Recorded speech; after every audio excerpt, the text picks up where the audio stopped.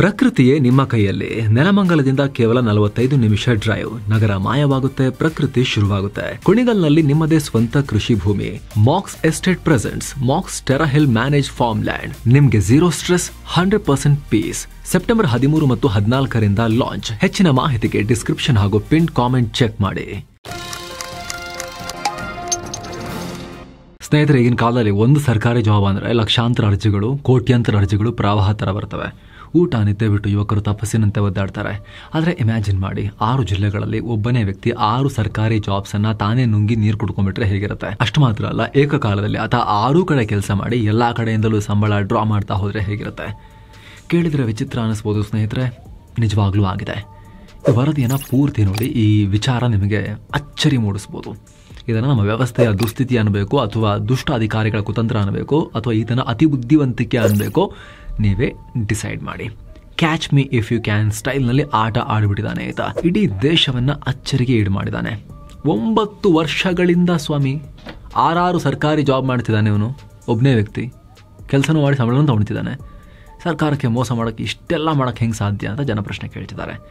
ಏನಿದು ಕೇಸ್ ಎಲ್ಲವನ್ನ ನೋಡ್ತಾ ಹೋಗೋಣ. ಕಡೆ ತನಕ ಮಿಸ್ ಮಾಡಿದೆ ನೋಡಿ ಸ್ನೇಹಿತರೆ. ಇದೆಲ್ಲ ನಡೆದಿರೋದು ನಮ್ಮ ಕರ್ನಾಟಕದಲ್ಲ, ಬದಲಿಗೆ ಸ್ಟ್ರಿಕ್ಟ್ ಅಡ್ಮಿನಿಸ್ಟ್ರೇಟರ್ ಅಂತ ಕರೆಸ್ಕೊಳ್ಳೋ ಯೋಗಿ ಆದಿತ್ಯನಾಥ್ ಅವರ ಉತ್ತರ ಪ್ರದೇಶದಲ್ಲಿ. ಇದು ಬೆಳಕಿಗೆ ಬಂದಿರೋದು ಕೂಡ ಮೊನ್ನೆ ಸೆಪ್ಟೆಂಬರ್ ತಿಂಗಳಲ್ಲಿ. ಉತ್ತರ ಪ್ರದೇಶದ ಆರೋಗ್ಯ ಇಲಾಖೆ ಆನ್ಲೈನ್ ವೆರಿಫಿಕೇಶನ್ ಅಂತ ಒಂದು ಗಂಭೀರ ತನಿಖೆಯನ್ನು ಶುರು ಮಾಡಿತ್ತು. ಅಲ್ಲಿ ರಾಜ್ಯದ ಟೆಕ್ನಿಷಿಯನ್ಗಳಾಗಿ ಕೆಲಸ ಮಾಡ್ತಿದ್ದ ಉದ್ಯೋಗಿಗಳ ಮಾಹಿತಿಯನ್ನು ಕಲೆ ಹಾಕಿತ್ತು. ಈ ವೇಳೆ ಈ ಮಹಾ ಮೋಸಗಾರನ ಮೋಸದ ಜಾಲ ಹೊರಗೆ ಬಂದಿದೆ. ಸ್ನೇಹಿತರೆ, ಈ ಡ್ರಾಮಾದಲ್ಲಿ ಮಲ್ಟಿ ರೋಲ್ ನಿಭಾಯಿಸಿದವನ ಹೆಸರು ಅರ್ಪಿತ್ ಸಿಂಗ್. ಬೇಸಿಕಲಿ ಆಗ್ರಾದವನಾಗಿರೋ ಈ ವ್ಯಕ್ತಿ ಮೆಡಿಕಲ್ ಫೀಲ್ಡ್ನಲ್ಲಿ ಸ್ಟಡಿ ಮಾಡಿದ್ದ. 2016ರಲ್ಲಿ ಎಕ್ಸ್ರೇ ಟೆಕ್ನಿಷಿಯನ್ ಆಗಿ ಕೆಲಸಕ್ಕೆ ಸೇರಿಕೊಂಡ. ಅವತ್ತೇ ಸುಮಾರು 403 ಟೆಕ್ನಿಷಿಯನ್ ಹುದ್ದೆಗಳಿಗೆ UP ಅಖಿಲೇಶ್ ಯಾದವ್ ಸರ್ಕಾರ ನೋಟಿಫಿಕೇಶನ್ ಮಾಡಿತು. ನಿಮಗೆ ಗೊತ್ತಲ್ಲ, 403 ಹುದ್ದೆ ಅಂದ್ರೆ ಲಕ್ಷಾಂತರ ಅರ್ಜಿ ಬರ್ತವೆ. ಸೊ ಇಲ್ಲೂ ಕೂಡ ಹಾಗೆ ಆಯಿತು. ಅರ್ಹ ಅಭ್ಯರ್ಥಿಗಳನ್ನು ನೋಡಿಕೊಂಡು UP subordinate services selection committee ತುಂಬ ಹುಷಾರಾಗಿ ರಿಕ್ರೂಟ್ ಮಾಡಿಕೊಳ್ತು. ಅದರಲ್ಲಿ ಅರ್ಪಿತ್ ಸಿಂಗ್ ಕೂಡ ಒಬ್ಬ. ಈತನಿಗೆ 80ನೇ ಸೀರಿಯಲ್ ನಂಬರ್ ಕೊಟ್ಟು ಆತನ Aadhaar card, ID, certificate, photo ಎಲ್ಲ ಚೆಕ್ ಮಾಡಿ ಪ್ರೋಸೆಸಿಂಗ್ ಕೊಟ್ಟಿದ್ರು. ಚೂರು ಅನುಮಾನ ಬರದೆ, ಚೂರು ಸಮಸ್ಯೆ ಆಗದೆ ಆತ ಆಗ್ರಾದಲ್ಲಿ ಕೆಲಸ ಗಿಟ್ಟಿಸ್ಕೊಂಡಿದ್ದ. ಎಸ್, ನಾವು ಯೋಗಿ ಆದಿತ್ಯನಾಥ್ ಅವರ ಹೆಸರನ್ನು ಆರಂಭದಲ್ಲೇ ಹೇಳಿದ್ವಿ, ಇವಾಗಿನ CM. ಆದರೆ ಇದು ಜಾಬ್ ಕೊಟ್ಟಿದ್ದು ಅಖಿಲೇಶ್ ಯಾದವ್ ಸರ್ಕಾರ ಇದ್ದಾಗ ಈ ಪ್ರೋಸೆಸ್ಸಲ್ಲಿ ಆಗಿತ್ತು. ಆದರೆ ಈತ ಏನು ಮಾಡ್ದ, ಜಾಬ್ ಸಿಕ್ತಲ್ಲ ಅಲ್ಲಿ, ಇದೇ ರಿಕ್ರೂಟ್ಮೆಂಟ್ ನಡೀತಿರುವಾಗ ಆ 403 ಪೋಸ್ಟ್ಗೆ ಇನ್ನೂ 6 ಅರ್ಪಿತ್ಗಳು ಸೇರ್ಕೊಂಡ್ಬಿಟ್ವು ಅಲ್ಲಿ ಬಂದು. ಹಾಗಂತ ಏನು 1 ವರ್ಷ 2 ವರ್ಷ ಕೆಲ ತಿಂಗಳು ಆ ರೀತಿಯಲ್ಲ. ಅದೇ ವರ್ಷ ಕೆಲವೇ ದಿನಗಳ ಅಂತರದಲ್ಲಿ 6 ಅರ್ಪಿತ್ಗಳಿಗೆ ಈ ಕೆಲಸ ಸಿಕ್ಕಿತ್ತು. ಹತ್ರಸ್ನಲ್ಲೊಬ್ಬ ಅರ್ಪಿತ, ಫಾರೂಕಾಬಾದ್ನಲ್ಲೊಬ್ಬ ಅರ್ಪಿತ್, ರಾಮಪುರದಲ್ಲೊಂದು ಅರ್ಪಿತ್, ಬಲರಾಂಪುರದಲ್ಲೊಂದು ಅರ್ಪಿತ್, ಹೀಗೆ 6 ಕಡೆ 6 ಅರ್ಪಿತ್ಗಳು ಕೆಲಸಕ್ಕೆ ಸೇರ್ಕೊಂಡ್ರು. ಇವರು ಸೇರಿ ಒಟ್ಟು 7 ಅರ್ಪಿತ್ಗಳು ಕೆಲಸ ಮಾಡಿದ್ರು. ಬಹುಶಃ ಜಗತ್ತಲ್ಲೇ ಒಂದೇ ರೀತಿ 7 ಜನ ಇರ್ತಾರೆ ಅಂತ ಹೇಳಿದನ್ನ UP ಅಧಿಕಾರಿಗಳು ಸೀರಿಯಸ್ ಆಗಿ ತಗೊಂಡ್ಬಿಟ್ರೆ ಏನೋ ಗೊತ್ತಿಲ್ಲ. ಅವ್ರು ಕೆಲಸ ಕೊಟ್ಟರು 7 ಅರ್ಪಿತ್ಗಳಿಗೆ. ಉತ್ತರ ಪ್ರದೇಶದಲ್ಲಿ ಸರ್ಕಾರಗಳು ಬದಲಾದವು, ದೇಶದಲ್ಲೂ ಸಾಕಷ್ಟು ಬೆಳವಣಿಗೆಗಳಾದವು. ಆದರೆ ಈ 6 ಎಕ್ಸ್ಟ್ರಾ ಜನರ ಹುದ್ದೆಗಳಿಗೆ ಏನು ಸಮಸ್ಯೆ ಬರಲಿಲ್ಲ. ಇನ್ಫ್ಯಾಕ್ಟ್ ಇವ್ರು ಯಾರಿಗೂ ಪ್ರಮೋಷನ್ನೂ ಸಿಗ್ತಿರಲಿಲ್ಲ. ಗುಡ್ಡದ ಮೇಲೆ ಕಲ್ಲು ಕೂತ ರೀತಿ ಇವ್ರ ಜಾಬ್ಗಳು ಹಾಗೆ ಗಟ್ಟಿಯಾಗಿ ಕೂತ್ಕೊಂಡ್ವು. ಯಾರೂ ಕೆಲಸನೂ ಬಿಟ್ಟಿರಲಿಲ್ಲ. 2016ರಿಂದ ಪ್ರತಿಯೊಬ್ಬ ಅರ್ಪಿತ್ ಸಿಂಗೂ ತಿಂಗಳು ಮುಗಿತಾ ಇದ್ದ ಹಾಗೆ ಸಂಬಳ ಬರ್ತಾ ಇತ್ತು. ಭರ್ತಿ 9 ವರ್ಷಗಳಲ್ಲಿ ಈ 6 ಜನರಿಗೆ ಒಟ್ಟು 4.3 ಕೋಟಿ ರೂಪಾಯಿ ಸಂಬಳ ಹೋಗಿತ್ತು. ಒಬ್ಬ ಅರ್ಪಿತ್ ಸಿಂಗ್ನ ಪ್ರತಿ ತಿಂಗಳ ಸಂಬಳ 69,500 ರೂಪಾಯಿ ಇದ್ದು, ಒಂದು ಜಿಲ್ಲೆಯಿಂದ ಈತ ವಾರ್ಷಿಕ 8.35 ಲಕ್ಷ ರೂಪಾಯಿ ಸಂಬಳ ಪಡೀತಾ ಇದ್ದ. ಕಳೆದ 9 ವರ್ಷದಲ್ಲಿ ಒಬ್ಬ ಅರ್ಪಿತ್ ಸಿಂಗ್ಗೆ ಒಂದು ಜಿಲ್ಲೆಯಿಂದ 75.16 ಲಕ್ಷ ರೂಪಾಯಿ ಸಿಕ್ಕಿತ್ತು. 6 ಜಿಲ್ಲೆಯನ್ನು ಟೋಟಲ್ ಮಾಡಿದಾಗ ಈ ಅರ್ಪಿತ್ಗೆ 9 ವರ್ಷದಲ್ಲಿ 4.25 ಕೋಟಿ ರೂಪಾಯಿ ದುಡ್ಡು ಪೇಮೆಂಟ್ ಆಗಿತ್ತು. ಎಲ್ಲ ಚೆನ್ನಾಗಿ ನಡ್ಕೊಂಡು ಹೋಗ್ತಾ ಇತ್ತು ಈತನ ಆಟ. ಆದರೆ ಈಗ ಈ 6 ಅರ್ಪಿತ್ಗಳ ಕೇಸ್ಗೆ ಹೊಸ ಟ್ವಿಸ್ಟ್ ಸಿಕ್ಕಿದೆ. ಯೋಗಿ ಸರ್ಕಾರ ವೆರಿಫಿಕೇಶನ್ ಮಾಡಿದಾಗ ದಿಗ್ಭ್ರಮೆ ಆಗೋ ರೀತಿಯಲ್ಲಿ ವಂಚನೆ ಹೊರಗೆ ಬಂದಿದೆ. 6 ಅರ್ಪಿತ್ಗಳಿಗೂ ಒಂದೇ ದೇಹ ಹೊರಬಂತು ಭಯಾನಕ ಸತ್ಯ. ಹೆಸರಿಗೆಲ್ಲ 6 ಜನ ಕೆಲಸ ಮಾಡ್ತಾ ಇದ್ರು. ಆದ್ರೆ ಈಗ ಗೊತ್ತಾಗಿರೋದೇನು ಅಂದ್ರೆ, ಆ 6 ಜನರು ಬೇರೆ ಬೇರೆ ಅಲ್ಲ, ಅವರೆಲ್ಲರೂ ಒಬ್ಬನೇ ಮತ್ತು ಎಲ್ಲ ಜಾಬ್ಗಳಿಂದಲೂ ಆತನದ್ದೇ ದಾಖಲೆ ಇತ್ತು ಅಂತ. ಇದು ಹೇಗೆ ಹೊರಗೆ ಬಂತು ಅನ್ನೋದನ್ನ ಕೂಡ ಅಧಿಕಾರಿಗಳು ಬಿಚ್ಚಿಟ್ಟಿದ್ದಾರೆ. ಯೋಗಿ ಸರ್ಕಾರ ಅಖಿಲೇಶ್ ಯಾದವ್ ಸರ್ಕಾರದ ಟೈಮ್ನಲ್ಲಿ ಆಗಿರೋ ಕೆಲ ರಿಕ್ರೂಟ್ಮೆಂಟ್ಗಳನ್ನು ತನಿಖೆ ಮಾಡೋಕೆ ಆದೇಶ ಕೊಟ್ಟಿತ್ತು.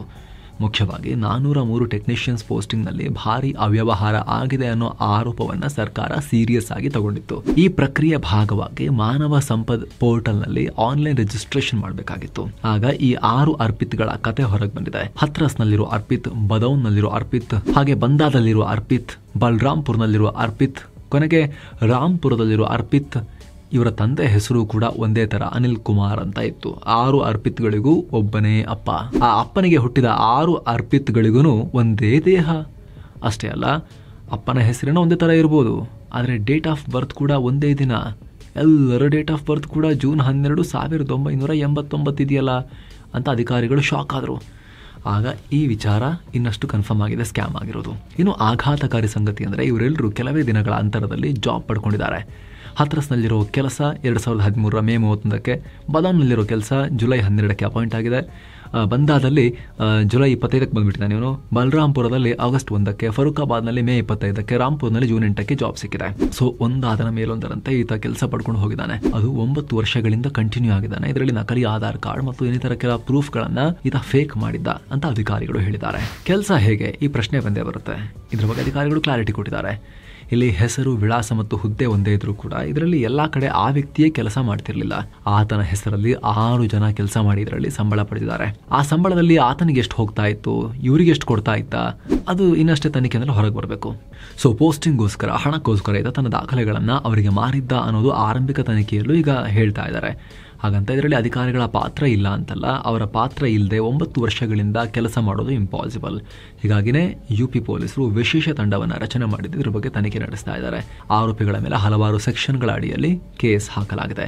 ಚೀಟಿಂಗ್, ಫೋರ್ಜರಿ, ವಂಚನೆ ಮೂಲಕ ಹಣ ಸಂಪಾದನೆಗೆ ಪ್ರೇರೇಪಣೆ, ಹೀಗೆ ಎಲ್ಲ ಆರೋಪಗಳ ಅಡಿಯಲ್ಲಿ ಕೇಸ್ ದಾಖಲಾಗಿದೆ. ಈಗ ಆಲ್ರೆಡಿ 6 ಜಿಲ್ಲೆಗಳ ಆರೋಗ್ಯ ಅಧಿಕಾರಿಗಳಿಗೂ ಯೋಗಿ ಆಡಳಿತ ಸಮನ್ಸ್ ಜಾರಿ ಮಾಡಿ ಮಾಹಿತಿ ಕಲೆಕ್ಟ್ ಮಾಡಿದೆ. ಸ್ಯಾಲರಿ ಅಕೌಂಟ್ ಡಾಕ್ಯುಮೆಂಟ್ ಅನ್ನ ಚೆಕ್ ಮಾಡ್ತಾ ಇದ್ದಾರೆ. ದುರಂತ ಅಂದರೆ ತನಿಖೆ ಮಾಡುವಾಗ ಇನ್ನೊಂದಿಷ್ಟು ಇಂಥದ್ದೇ ಪ್ರಕರಣಗಳು ಕೂಡ ಬೆಳಕಿಗೆ ಬಂದಿವೆ.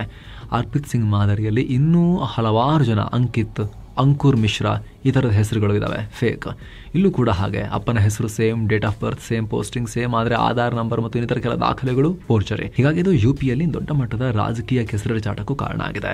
ಈ ರಿಕ್ರೂಟ್ಮೆಂಟ್ ಮಾಡಿದ್ದು ಅಖಿಲೇಶ್ ಯಾದವ್ ನೇತೃತ್ವದ ಸರ್ಕಾರ, ಸಮಾಜವಾದಿ ಪಾರ್ಟಿ ಸರ್ಕಾರ ಇದ್ದಾಗ. ಹಾಗಾಗಿ ಅವ್ರ ಮೇಲೆ ಬೆಂಕಿ ಕಾರ್ತಿರೋ ಯೋಗಿ ಸರ್ಕಾರ ಜಾಬ್ ಅನ್ನ ಹಣಕ್ಕೆ ಮಾರ್ಕೊಂಡವರಿಗೆ ಮತ್ತು ಇದರಲ್ಲಿ ಭಾಗಿಯಾದ ಎಲ್ರಿಗೂ ಜೈಲಿಗೆ ಕಳಿಸ್ತೀವಿ ಅಂತ ಹೇಳಿ ಆರ್ಭಟಿಸ್ತಾ ಇದ್ದಾರೆ. ಏನು ಆ 4.25 ಕೋಟಿ ಹಣವನ್ನ ಮತ್ತೆ ರಿಕವರ್ ಮಾಡ್ಕೊಳ್ಳೋದು ಕಷ್ಟ ಅಂತ ಪೊಲೀಸರೇ ಹೇಳ್ತಿದ್ದಾರೆ.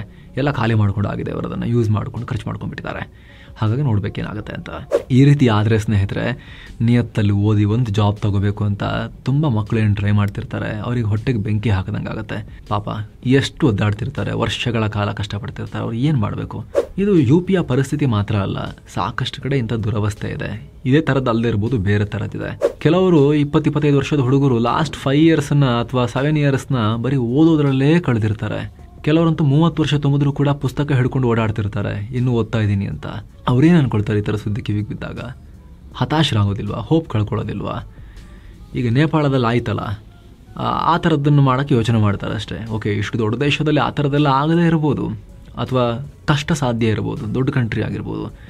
ಆದರೆ ಭ್ರಷ್ಟರ ಕೂಪಗಳಾಗಿರೋ ಕೆಲವೊಂದಷ್ಟು ಇನ್ಸ್ಟಿಟ್ಯೂಷನ್ಸ್ ಇದಾವಲ್ಲ, ನಾವು ಯಾವುದೇ ಹೆಸರನ್ನು ತಗೊಳ್ಳಲ್ಲ, ಮತ್ತು ದಂಗೆಗೆ ಪ್ರೇರೇಪಣೆ ಕೊಟ್ರಿ ಅಂತ ಹೇಳ್ಬೋದು ಇವರು. ಕೆಲವೊಂದಷ್ಟು ಇನ್ಸ್ಟಿಟ್ಯೂಷನ್ಸ್ ಇದಾವಲ್ಲ, ಭ್ರಷ್ಟ ಕೂಪ ಇನ್ಸ್ಟಿಟ್ಯೂಷನ್ಸ್, ನೇಮಕಾತಿ ಬೋರ್ಡ್ಗಳು, ಆಯೋಗಗಳೆಲ್ಲವಲ್ಲ, ಅಲ್ಲಿಗೆ ಹೋಗ್ಬೋದು ವಿದ್ಯಾರ್ಥಿಗಳು ನ್ಯಾಯ ಕೇಳಕ್ಕೆ. ಹಿಂಗೆ ಕಂಟಿನ್ಯೂ ಆಯಿತು ಅಂತ ಹೇಳಿದ್ರೆ ಬೇಸತ್ತು ಒಂದಲ್ಲ ಒಂದಿನ ಸ್ಫೋಟಗೊಳ್ಬೋದು, ಅದು ಆಕ್ರೋಶ ಯಾರಿಗೆ ಗೊತ್ತು. ನಿಮ್ಮ ಒಪಿನಿಯನ್ ಕಾಮೆಂಟ್ ಮಾಡಿ ತಿಳಿಸಿ ಸ್ನೇಹಿತರೆ. ಮತ್ತೆ ಭೇಟಿ ಆಗ್ತಿರೋಣ. ನಮಸ್ತೆ.